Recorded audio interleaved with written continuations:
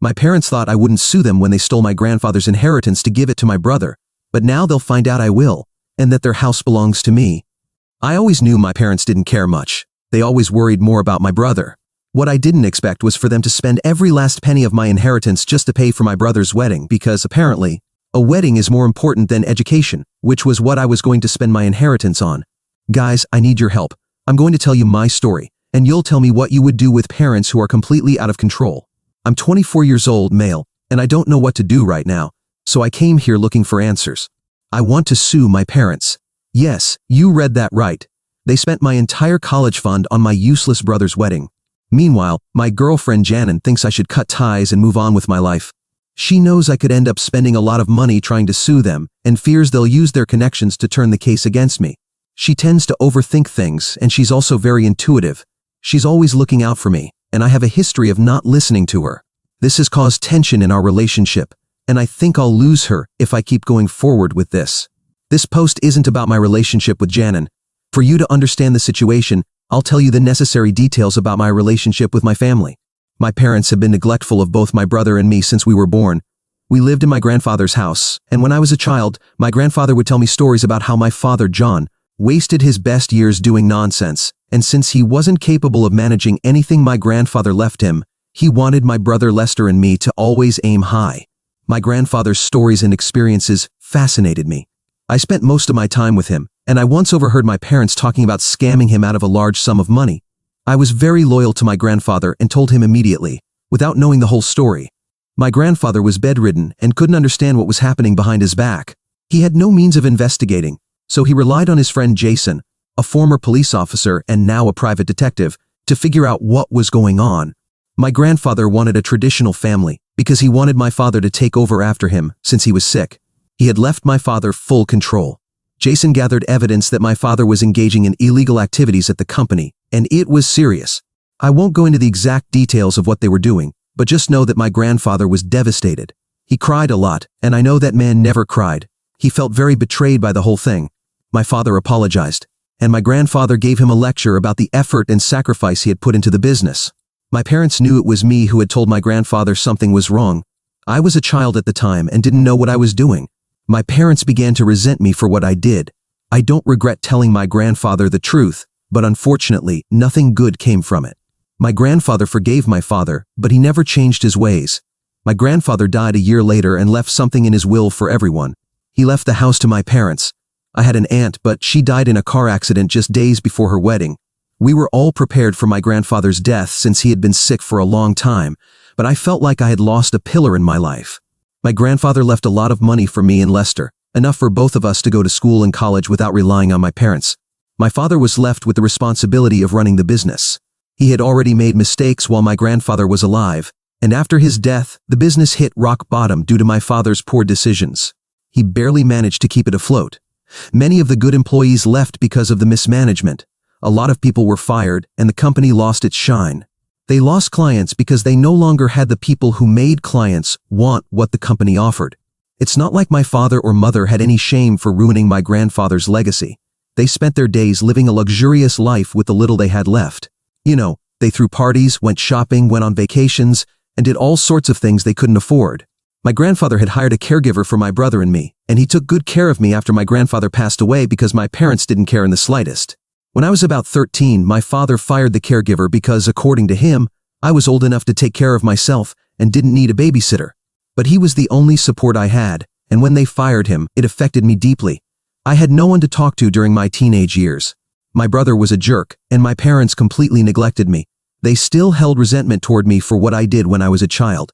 My parents' behavior deeply affected me, but I spent my school years focusing on my studies and trying to get good grades.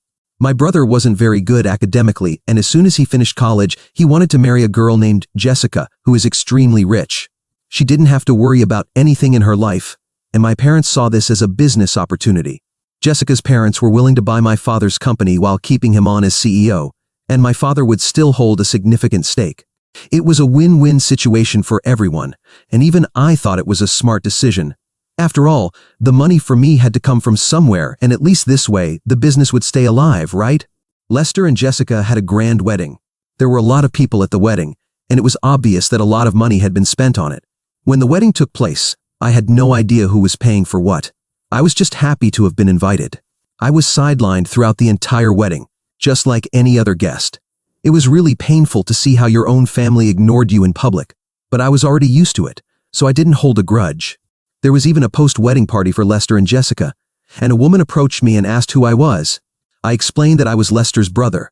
The woman started praising my family's efforts in organizing everything and spending so much money. I asked who she was, and it turned out she was Jessica's aunt. This worried me quite a bit. Where had my parents gotten so much money to spend on the wedding? But I didn't dwell on it too much because I thought it wasn't my business, or at least I thought Jessica's aunt was confused. I was almost sure the arrangements must have been made by Jessica's family. About 2 years after my brother's wedding, it was time for me to go to college. That's when I turned to the money I inherited from my grandfather. I was very happy at that moment because I received a letter from a very good university, which I won't mention here, but my story isn't so sad because in the end I managed to study at the same university. But at that moment, my world fell apart with the news I received. My entire inheritance had already been spent. My parents were the trustees of my money, and they withdrew everything that was in my name. I went to confront them and told them I needed the money for college. My father calmed me down and said I didn't need to go to college, offering me a job instead. I rejected the offer and demanded that they return my money. My father openly told me that all the money had been spent on my brother's wedding. I was absolutely furious. At first, my father tried to explain to me how important the wedding was and how we needed to make a good impression on Jessica's family, since her in-laws were going to help us. My mother added to the story by crying about how she almost had to sell all her jewelry. Both of them started trying to convince me not to make a big deal out of it. They told me that education wasn't that important anyway, and that I should contribute by using my intelligence in the family business. I told them I wasn't interested and reminded them that they had already sold the company. At first, my parents remained calm, but I was determined to get my money back. When I refused to listen to them, they started becoming aggressive and condemned me for having betrayed them when I was a child. I told my father he was nothing but a failure and gave him a speech about how he had failed as a father to both of us and how he couldn't even manage the business. I ended by threatening to sue them. My parents laughed at the idea and told me I didn't have the guts to do it because I would lose the case and embarrass myself in front of everyone. My father told me to behave or he'd kick me out, leaving me homeless. They called me useless and said I would be nothing without them. I couldn't take it anymore, so I packed my things and left in anger. I didn't know where to go and was planning to sleep on a park bench that night, but Janin found me and insisted that I move in with her. Only 3 months had passed since our relationship began, and it was really awkward going to her house. Despite everything, I decided to go instead of sleeping on the street under the threat of a criminal attack. I owe my life to Janin and her father Dave. If it weren't for them, I don't know what I would have done. My other friends also supported me a lot at the time. A friend of my grandfather, who was a bank manager, helped me finance my education with a student loan, even without a guarantor or cosigner. Everything was set for me to go to college, and I couldn't have been more grateful to them. They supported me through it all. I managed to balance college with several part-time jobs. My parents didn't call or try to reconcile. Lester called me once or twice to ask me to apologize to Mom and Dad.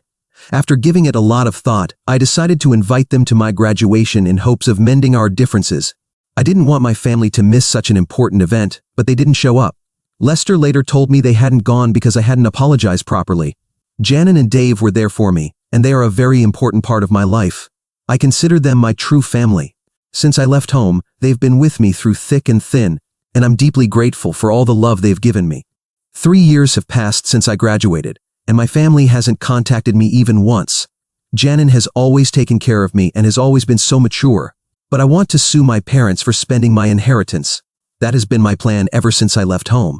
Janin disagrees with me because I still have a lot of debt to pay, and she feels I should focus on work, which is one of the few things I have going for me right now. Suing them has always been my goal, and I'm afraid I'll disappoint Janin. I don't know what to do, and I could really use some help and advice right now. I'm going to need to consult a good lawyer for advice because I don't know anything about suing people. Please tell me what I should do. Any advice or tips would be very helpful. Update 1. First of all, I'd like to thank you all for your comments. They've helped me a lot. It's been several weeks, and I've received some comments saying I shouldn't risk my relationship due to the conflict between my parents and me. I want to clarify that I don't feel entitled to anything. I know many people have it harder than I do, and this isn't about my hardships but about teaching my parents a lesson. They hurt me. They thought I wouldn't be able to sue them or do anything about it, and they laughed in my face. I wanted to prove them wrong, so I decided to sue them. But it's really not going in my favor. Janin is supporting me, but at the same time, she's disappointed. I've been reflecting a lot since my last post, but the rage doesn't go away. I was angry about the way they treated me, while Lester was given everything. I struggled my whole life for the basics. My parents showed affection toward Lester and ignored me completely. I wanted to get back at them for the neglect. Janin could never fully understand because her father has always been loving to her, and she hasn't gone through what I've been through. My grandfather valued me in my dreams, and he left me something so I could become someone in this life. They stole that from me, and I can't live with letting it all slide. I needed to tell them and the world how they hurt me. What I wanted was to express how I feel to everyone. You know, the process of filing the lawsuit was absolutely exhausting. I never imagined how hard it would be. I started to understand what Janin was telling me. However, my anger kept pushing me to move forward and fight for myself. Janin didn't try to stop me, but she remained worried. I contacted a lawyer specializing in family disputes and inheritance matters. My lawyer was pretty confident I would win, and his confidence made me think nothing could go wrong.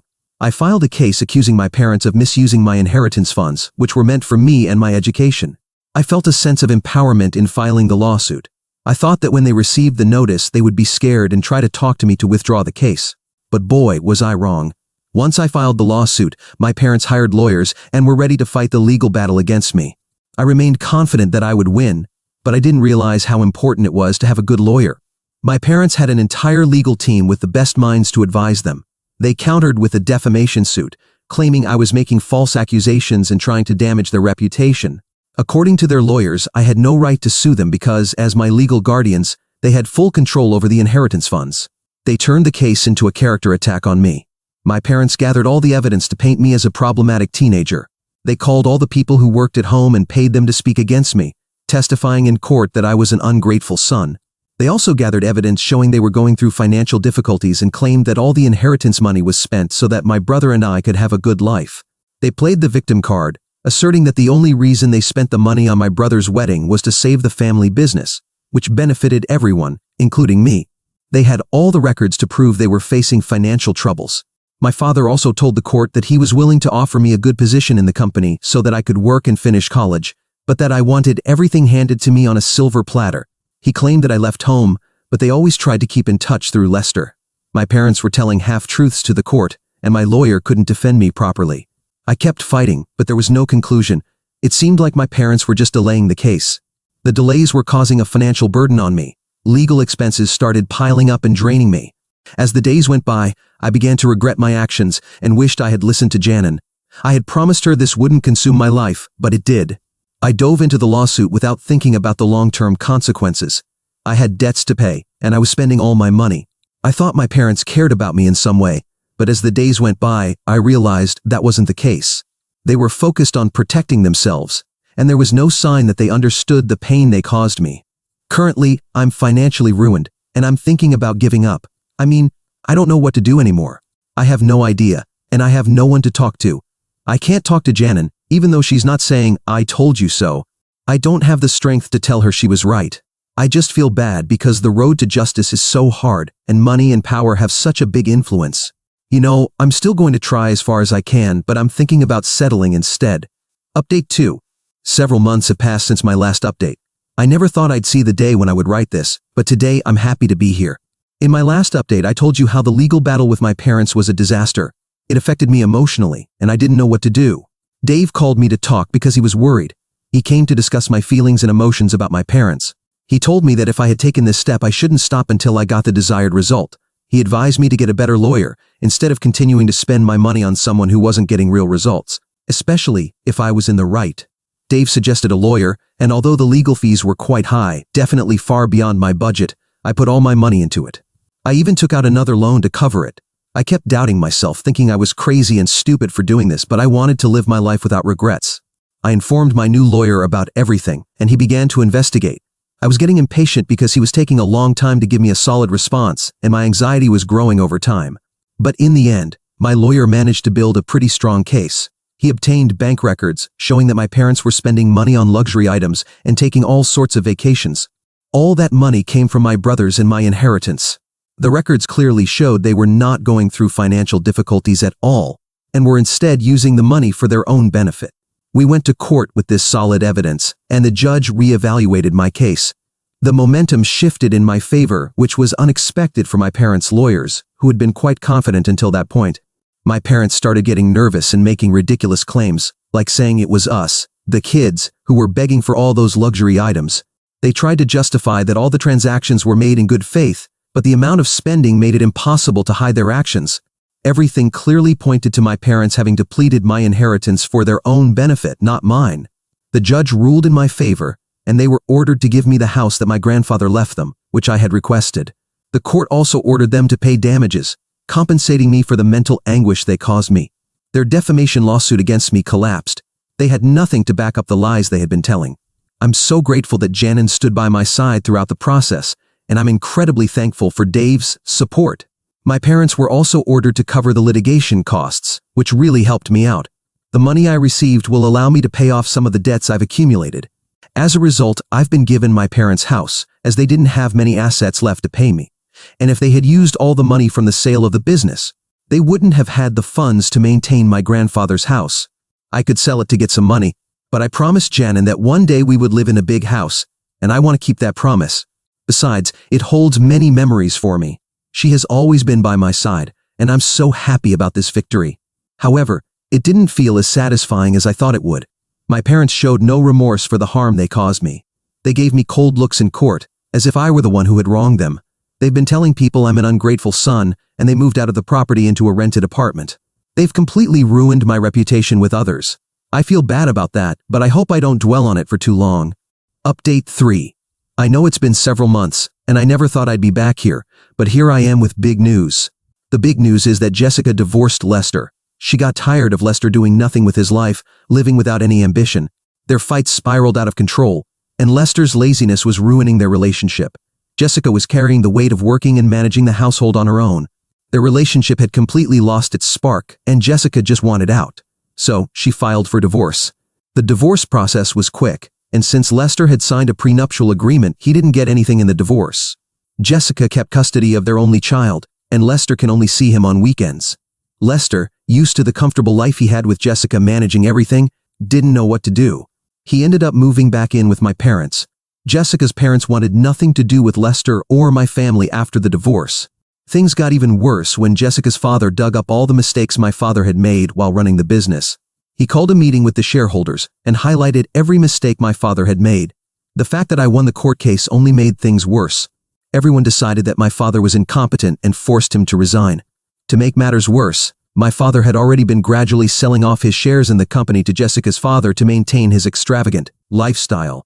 Now my father is, well, ruined.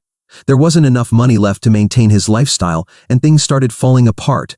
Lester spiraled down after the divorce. He couldn't hold down a steady job, and my parents started calling him useless for not being able to do anything.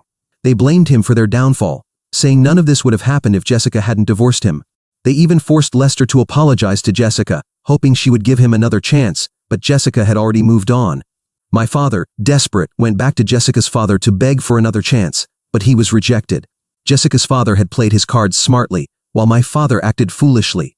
The only thing my father has ever done well is spend money, not make it. Here comes the craziest part. My parents and Lester came to my house to apologize. They begged me to let them stay in the house to save on rent.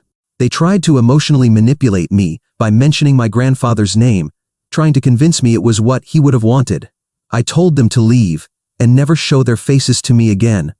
Of course, my parents told me what they thought of me as they left, but I made it clear that there was no hope of reconciliation after all they had done. Their apology was motivated by self-interest, not genuine remorse, and I will never be able to forgive them. It saddens me that my father sold off all my grandfather's businesses out of greed. My grandfather put his blood and sweat into those businesses, and now they're gone. Ironically, I'm grateful to Jessica's father for saving the company, even though it's no longer in the family. It's a distant thought, but maybe, just maybe, Lester's son could one day continue our family's legacy. Update 4. It's been a while since my last update, and the truth is, things have changed quite a bit, for the better in my case.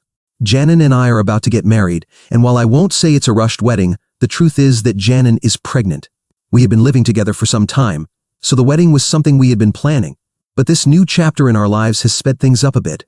We're both incredibly excited to start our own family, and having my grandfather's house, which is quite large, will allow us to fill it with kids, something we both want. Now, for those who have followed my posts, you know that my family is always at the center of drama, and this update wouldn't be complete without telling you what's been happening with them. So here we go. Lester finally got a job, although it's far from being his dream job or anything that allows him to maintain the lifestyle he had when he was married to Jessica. The truth is, life has taken its toll on him since the divorce. The luxury and comforts that Jessica provided him are long gone. It doesn't surprise me that she found a new boyfriend, which I learned through a close source. Honestly, it was something you could see coming. Jessica is a smart, beautiful woman with money. Finding someone to replace Lester couldn't have been a challenge for her. The truth is, I'm happy for Jessica. She deserves better, and Lester clearly wasn't the right person for her. Plus, the fact that her life is no longer tied to my family will do her a lot of good. Now, as for my parents, the drama has only continued. Even though they still had some money left from selling the company, instead of being sensible and managing it well, they decided to keep spending as if they were millionaires. They rented an apartment they couldn't afford, one of those clearly beyond your means when you no longer have a steady income. And don't think they changed their lifestyle. They kept splurging on unnecessary luxuries, as if the money would never run out. The money ran out, and faster than they expected. When that happened, who do you think they turned to for help? Yes, you guessed it. They came back to me, the same person whose inheritance they took, the same son they ignored for years, once again begging for a place to stay. This time, my answer was even more decisive than before. I told them no, since we needed the space for our growing family. My father, unable to accept the rejection, told me the house had many rooms and that they could use one. But I made it clear that those rooms were already reserved for our future children. My father protested, saying we didn't have them yet. But I replied that Janin and I wanted to be prepared. Once the first one arrived, the others would probably come soon, and we wanted to be ready. Finally, when they saw they couldn't stay in the house, my father, in a last-ditch attempt, asked me for money. According to him, although he now had a job, it barely covered his expenses. Of course, this doesn't make any sense, since plenty of people with normal jobs live perfectly well. But for my father, nothing is ever enough. His lifestyle doesn't match the reality he now lives in. Naturally, I also told him I wouldn't give him any money. I told him I'd spent it on the wedding, which he clearly didn't like. But honestly, I didn't care. After all they've done, I have no intention of continuing to support them. I know they eventually found a regular apartment with a couple of bedrooms in a more modest neighborhood. For most people, this would be more than enough. But for my parents, it's as if they're living in the fifth ring of hell. I'm not sure if that's the worst ring of hell, but that's certainly how they see it.